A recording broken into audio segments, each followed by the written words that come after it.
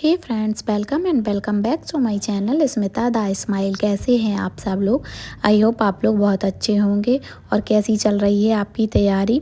आपके जो मध्य प्रदेश में जो एमपी ग्रुप 4 सब ग्रुप 3 की वैकेंसी आई हुई हैं, यानी उसके एग्ज़ाम आ गए हैं। वैकेंसी तो काफ़ी टाइम पहले आई थी, फॉर्म फिल भी हो चुके हैं। उसका एग्ज़ाम आने वाला है, तो उससे रिलेटेड जो सब्जेक्ट हैं, जो 6 सब्जेक्ट दिए गए हैं, उन्हीं सभी सब्जेक्ट के एमसीक्यूज़ मैं सेशन बाई सेशन लेकर आ रही हूँ आप लोगों के लिए। तो ये कंप्यूटर का जो कंप्यूटर सब्जेक्ट है, जिसके 17 नंबर के क्वेश्चन आने हैं, उनका एक फर्स्ट जो सेशन है वो मैं सबसे पहले कंप्यूटर का लेके आई हूँ। जो 17 नंबर का आना है उसी टाइप से मैं लेके आ रही हूँ, जैसे कि सब्जेक्ट वाइज आपके में आएंगे। जो सब्जेक्ट का जितना भी क्वेश्चन आना है, उसी क्वेश्चन के उस वैसे ही पैटर्न के अकॉर्डिंग मैं क्वेश्चन लेकर आऊँगी आप लोगों के लिए। तो बने रहिए मेरे चैनल स्मिता द स्माइल पर। चैनल पर नए हैं तो चैनल को सब्सक्राइब कर लीजिए और बेल आइकन प्रेस कर लीजिए। चलिए क्वेश्चन को करते हैं। MP group 4 and assistant grade 3 में जो कंप्यूटर सब्जेक्ट आने वाला है 17 मार्क का, वो उसके कुछ क्वेश्चन मैं लेकर आई हूँ। और ये प्रैक्टिस सेट ही समझ लीजिए आप कि ये प्रैक्टिस सेट है, जिसमें 17 क्वेश्चंस मिलेंगे आपको। तो उन्हीं क्वेश्चंस का ये संग्रह है और प्रैक्टिस के लिए मैं लेकर आई हूँ। रिवीजन भी हो जाएगा आपका और प्रैक्टिस भी हो जाएगी। तो एग्ज़ाम में आपको जो भी प्रॉब्लम आने वाली थी वो अब नहीं आएंगी, बस आप ही प्रैक्टिस लगाइएगा। चलिए सेशन को स्टार्ट करते हैं और कंप्यूटर के कुछ क्वेश्चन सॉल्व करते हैं आपकी प्रैक्टिस के लिए। क्वेश्चन नंबर पहला, कंप्यूटर मेमोरी में किसी विशिष्ट स्थान को संदर्भित करने के लिए एक विशिष्ट पहचानकर्ता यानी यूनिक आइडेंटिफायर क्या है? ये पूछ रहे हैं कि जो कंप्यूटर मेमोरी में किसी विशिष्ट स्थान को पहचानने के लिए किसी स्थान को पहचानने के लिए जो आइडेंटिफायर है वो क्या है? क्या मेमोरी एड्रेस है, या फिर लोकेशन पर वैल्यू एट लोकेशन, या फिर ऑप्शन सी है फंक्शन ऑफ लोकेशन, या फिर डी है इंडेक्स। तो बताना है कि कंप्यूटर मेमोरी के जो कोई एक स्पेशल एरिया होता है उसको आइडेंटिफाई कैसे किया जा सकता है, उसको कैसे आइडेंटिफाई किया जा सकता है, पहचाना जा सकता है। जैसे कि अब मान लीजिए कि कहीं पे जाना है, हम लोगों को कहीं पे जाना है, तो कैसे जाएंगे? उसका एड्रेस कोई प्रॉपर एड्रेस होना चाहिए, तभी तो कोई पहचान होनी चाहिए, तभी तो उनके घर पे पहुंच पाएंगे जिसके घर पे जाना है। तो उसका एक प्रॉपर एड्रेस होता है। तो ऐसे ही किसी भी स्पेशल एरिया को जानने के लिए भी एक स्पेशल एड्रेस होता है, जिसे मेमोरी एड्रेस कहेंगे। ऑप्शन ए इसका राइट आंसर हो जाएगा। ऑप्शन ए राइट आंसर हो जाएगा। मेमोरी एड्रेस इसका राइट आंसर हो जाएगा। नेक्स्ट क्वेश्चन है, निम्नलिखित में से कौन सा सोर्स कोड वाला सॉफ्टवेयर है जिसका कोई भी निरीक्षण, संशोधन और संवर्धन कर सकता है? तो पूछ रहे हैं कि जो 4 ऑप्शन दिए गए हैं उनमें से कौन सा सोर्स कोड वाला सॉफ्टवेयर है जिसका कोई भी निरीक्षण कर सकता है, इंस्पेक्शन, संशोधन और संवर्धन कर सकता है। तो यहाँ पे ऑप्शन दिए गए हैं ओपन सोर्स, प्रोप्राइटरी, एडवेयर या रैंसमवेयर।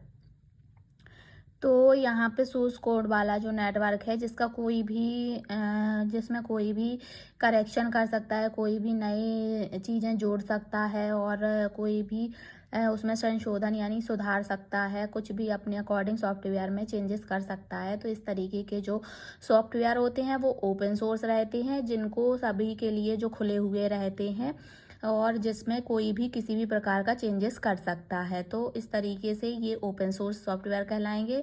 और प्रोप्राइटरी वाले वो होते हैं जिनमें किसी एक कंपनी का अधिकार होता है, जिसके द्वारा उनको डिज़ाइन किया जाता है। तो जो ऐसे सॉफ्टवेयर जिनका निरीक्षण, संशोधन और संवर्धन कर सकता है, उनको ओपन सोर्स सॉफ्टवेयर की कैटेगरी में रखेंगे। तो राइट आंसर ऑप्शन ए हो जाएगा, ओपन सोर्स।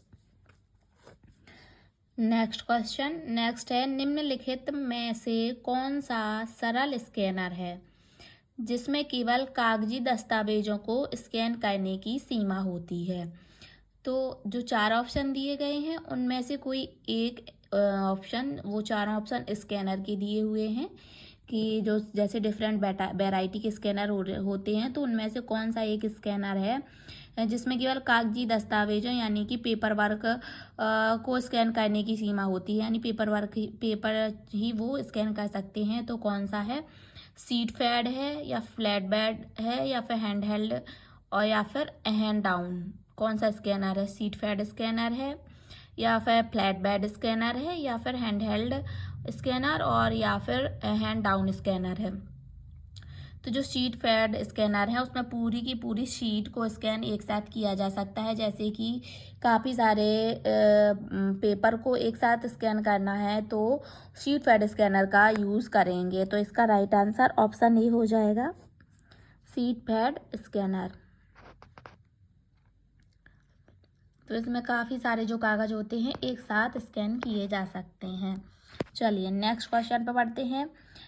नेक्स्ट क्वेश्चन है, यदि सॉफ्ट कॉपी एक अमूर्त आउटपुट है तो हार्ड कॉपी निम्न में से क्या है? यानी जो सॉफ्ट कॉपी है वो तो अमूर्त है, उसको हाथ में नहीं ले सकते, वो केवल देख सकते हैं उसको। तो वो सॉफ्ट कॉपी एक अमूर्त है, इंटेंजिबल है। तो फिर हार्ड कॉपी क्या है पूछ रहे हैं। ऑप्शन ए कंप्यूटर का फिजिकल भाग है, या फिर कागज़ पर मुद्रित डिजिटल दस्तावेज हैं, या फिर प्रिंट आउट की वर्चुअल कॉपी है, या फिर फिजिकल आउटपुट डिवाइस है, ये बताना है। तो जो हार्ड कॉपी है वो कागज़ पर मुद्रित डिजिटल दस्तावेज होते हैं।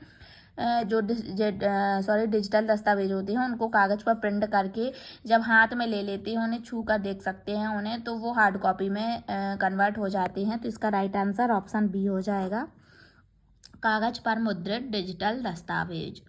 नेक्स्ट क्वेश्चन पे बढ़ते हैं। एक आधे बाइट को किस रूप में जाना जाता है? एक जो आधा बाइट होता है उसको किस रूप में जानते हैं? बिट के रूप में, या फिर निबल के रूप में, या फिर डेटा के रूप में, या फिर आधा बिट के रूप में। तो बताना है कि जो आधे बाइट है, तो देखना जैसे कि मैं आपको बताती हूँ कि एक बाइट बराबर होते हैं 8 बिट्स के। तो इधर पे पूछ रहे हैं कि आधे बाइट यानी हाफ बाइट जब करेंगे, बाइट को हाफ करेंगे तो बिट्स भी हाफ हो जाएंगे, यानी 8 से 4 बिट्स हो जाएंगे। और 4 बिट्स बराबर होता है एक निबल के बराबर होता है 4 बिट। तो हाफ बाइट यानी कि 4 बिट माने जाएंगे, हाफ बाइट बराबर 4 बिट माने जाएंगे, और 4 बिट बराबर एक निबल के होता है। तो ये राइट आंसर ऑप्शन बी हो जाएगा। इसका राइट आंसर ऑप्शन बी हो जाएगा, यानी जो हाफ बाइट बराबर हो जाएंगे 4 बिट के, ठीक है, और 4 बिट बराबर एक निबल होता है। चलिए नेक्स्ट क्वेश्चन पे बढ़ते हैं। नेक्स्ट क्वेश्चन है, जब नया सॉफ्टवेयर इंटरनेट से डाउनलोड किया जाता है तो installation file blank file format के में कंप्यूटर में सेव होती है। तो यहाँ पे पूछ रहे हैं कि जब नया कोई सॉफ्टवेयर इंटरनेट से डाउनलोड किया जाता है तो जो इंस्टॉलेशन होता है, जो इंस्टॉल करते हैं उस टाइम पे जो फाइल होती है वो कंप्यूटर में किस फॉर्मेट में सेव होती है? .exe के, या फिर .ovg के, या फिर .pdf के, या फिर .xls के। तो बताना है कि जब इंटरनेट में कोई नया सॉफ्टवेयर इंटरनेट से डाउनलोड करते हैं, जैसे कि जब कभी स्कैनर या फिर प्रिंटर को मान लो जो एक्सटर्नल डिवाइस हैं उनको कंप्यूटर से कनेक्ट करते हैं, तो उनके लिए एक सॉफ्टवेयर डाउनलोड करना पड़ता है इंटरनेट के थ्रू, और जिससे वो कनेक्ट हो सकें। तो उनके लिए जो इंटरनेट से जो सॉफ्टवेयर डाउनलोड किया जाता है, तो वो डाउनलोड करी हुई जो फाइल होती है या इंस्टॉल करी हुई जो फाइल होती है उसका फॉर्मेट किस रूप में कंप्यूटर में सेव होता है? तो जो exe है एक्सिक्यूटेबल फाइल के रूप में ही सेव होता है। तो इसका राइट आंसर ऑप्शन ए हो जाएगा। और जो ये PDF के रूप में नहीं होता है, और XLS तो MS Excel का ही एक्सटेंशन है। तो इसका राइट आंसर ऑप्शन ए हो जाएगा, एक्सिक्यूटेबल फाइल। EXE, ठीक है। चलिए नेक्स्ट क्वेश्चन पे बढ़ते हैं। नेक्स्ट क्वेश्चन है, निम्न में से कौन सा प्रोप्राइटरी सॉफ्टवेयर का उदाहरण नहीं है।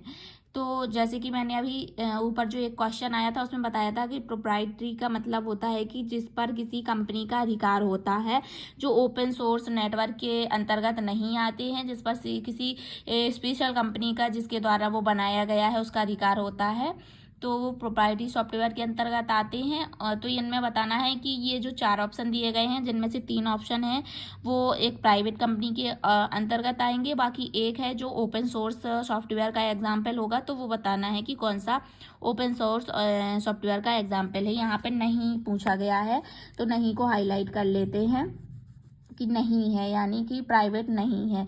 तो जो माइक्रोसॉफ्ट विंडोज है ये माइक्रोसॉफ्ट कंपनी द्वारा बनाया गया था। माइक्रोसॉफ्ट विंडोज जो है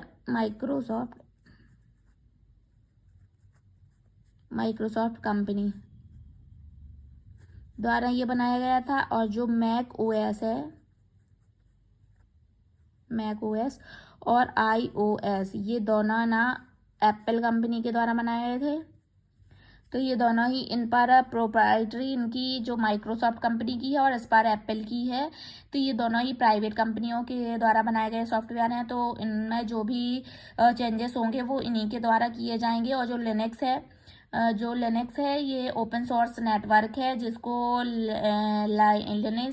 लिनस टोरवाल्ड द्वारा बनाया गया था, जो कि ओपन सोर्स सॉफ्टवेयर के रूप में माना जाता है।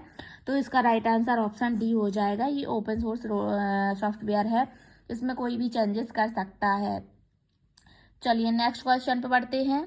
नेक्स्ट क्वेश्चन है, निम्नलिखित में से कौन सा मध्य श्रेणी का कंप्यूटर है जो आकार, शक्ति, गति, भंडार क्षमता आदि में मेन फ्रेम और माइक्रो कंप्यूटर के बीच का होता है। तो बताना है कि जो यानी कि माइक्रो और मेन फ्रेम दोनों कंप्यूटर के बीच का कंप्यूटर होता है जो कि मध्य श्रेणी का होता है, जैसे कि आकार, शक्ति, गति, भंडार क्षमता इसकी मीडियम लेवल की होती है। जो मेन फ्रेम और माइक्रो कंप्यूटर के बीच में आता है उसको बताना है कौन सा कंप्यूटर है, क्या वो मिनी कंप्यूटर है या फिर उसको सुपर कंप्यूटर कहते हैं या फिर पर्सनल कंप्यूटर या फिर डेस्कटॉप कंप्यूटर। तो जो मेन फ्रेम और माइक्रो कंप्यूटर के बीच में आता है वो मिनी कंप्यूटर होता है। तो इसका राइट आंसर ऑप्शन ई हो जाएगा। सुपर कंप्यूटर सबसे हाई लेवल के कंप्यूटर माने जाएंगे और तो ये मेन फ्रेम और माइक्रो कंप्यूटर के बीच का कंप्यूटर मिनी कंप्यूटर होगा। ऐसे ही और भी क्वेश्चंस है जिसको मैं आगे लेकर जाऊंगी और आगे बढ़ाऊंगी सेशन को, पर मैं यहाँ पे ये बता देना चाहती हूँ आपको कि जो ना ग्रुप 4 सब ग्रुप 3 का जो एग्ज़ाम है उसमें ना जो 70 मार्क का कंप्यूटर आना है उसका मैं ये सेशन लाई हूँ। ये फर्स्ट सेशन है और मेरे चैनल पर और भी कंप्यूटर से रिलेटेड वीडियो डले हुए हैं।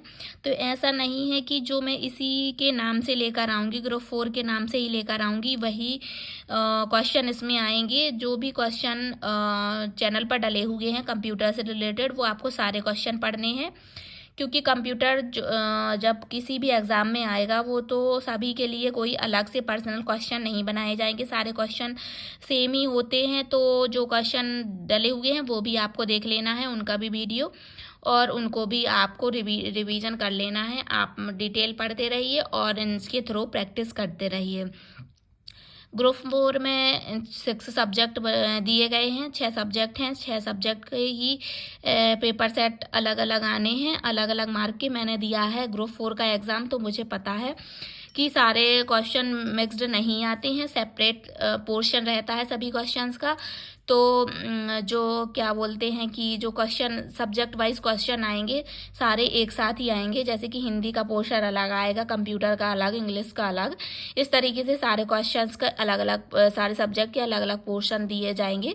और ऐसा हाई लेवल का पेपर नहीं आया था, जो पिछले बार हुआ था पेपर वो काफ़ी इजी पेपर था, इतना हाई लेवल का पेपर नहीं था। तो आप लोग ज़्यादा टेंशन लेने की ज़रूरत नहीं है, बस प्रैक्टिस करते जाइए।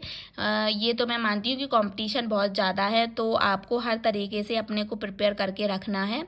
कहीं से भी क्वेश्चन आए आपसे बनने चाहिए, बस ये मेरा टारगेट है। तो मैं इसी तरीके के और भी सेशन लेकर आऊँगी और सारे क्वेश्चंस को मैं आपके साथ शेयर करूँगी। जितना भी पॉसिबल हो पाएगा उस तरीके के क्वेश्चन जैसे भी एग्ज़ाम में आने हैं सारे आप लोगों के लिए लेकर आएंगे। तो चलो सेशन को आगे बढ़ाते हैं और नेक्स्ट क्वेश्चन को स्टार्ट करते हैं। चलिए नेक्स्ट क्वेश्चन पे बढ़ते हैं। नेक्स्ट क्वेश्चन पूछ रहे हैं कि जो 3072 MB है वो खालिस्तान के बराबर है। जो 3072 MB दिया गया है क्या वो 3 GB के बराबर है, 3 GB के बराबर, या फिर 3 KB के बराबर है, या फिर 3000 KB के बराबर है, या फिर 30 MB के बराबर है। तो जो 3072 MB है जो मेगाबाइट है उसके बारे में पूछ रहे हैं।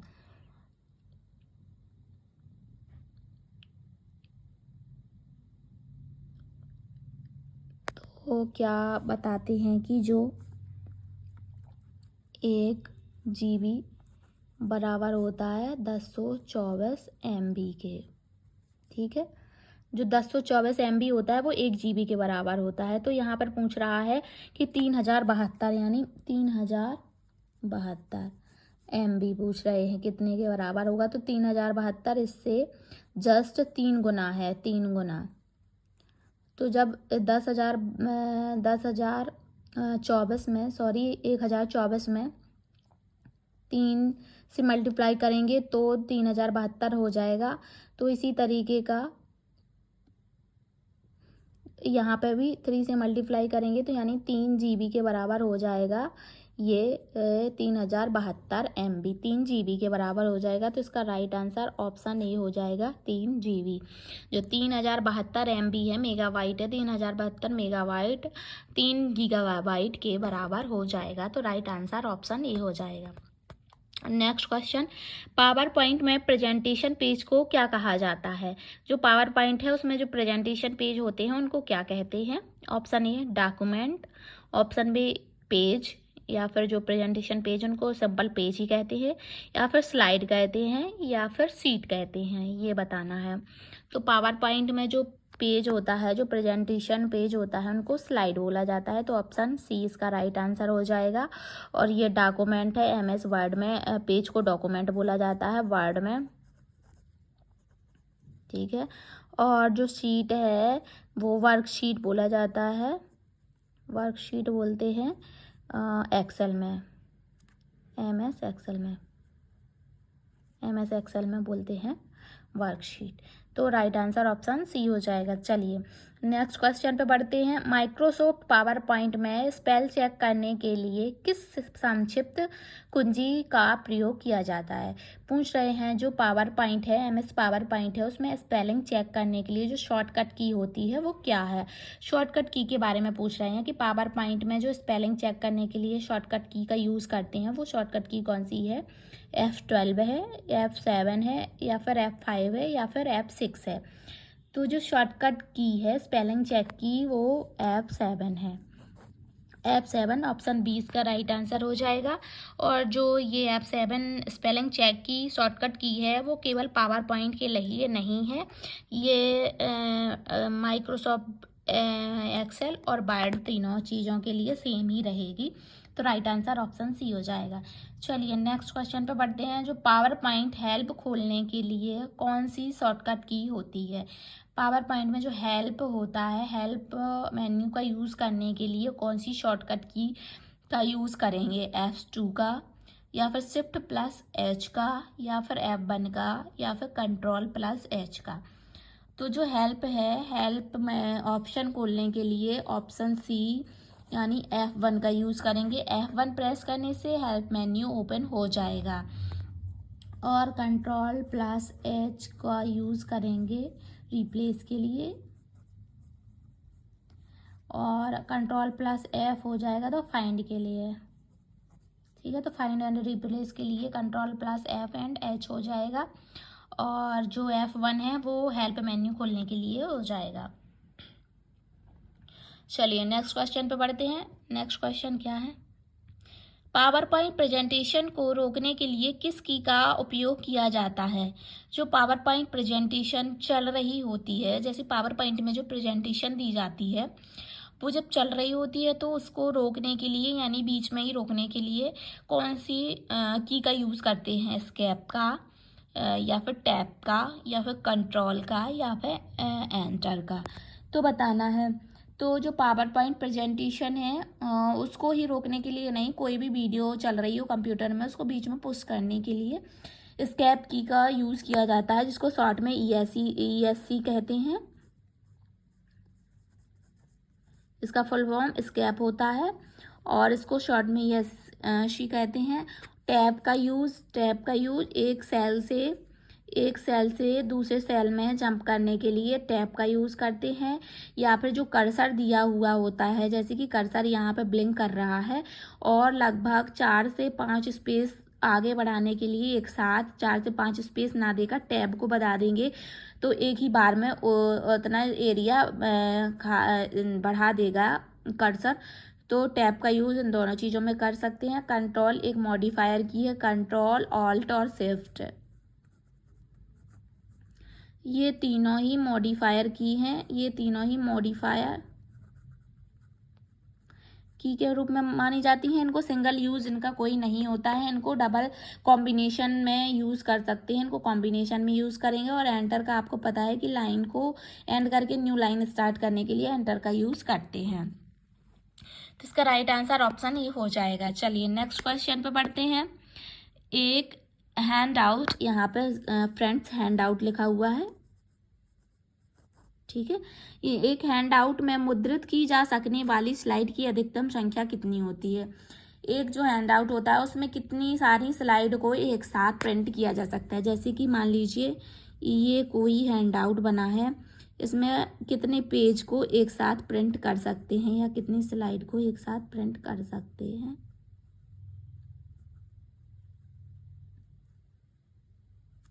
ये पूछ रहा है।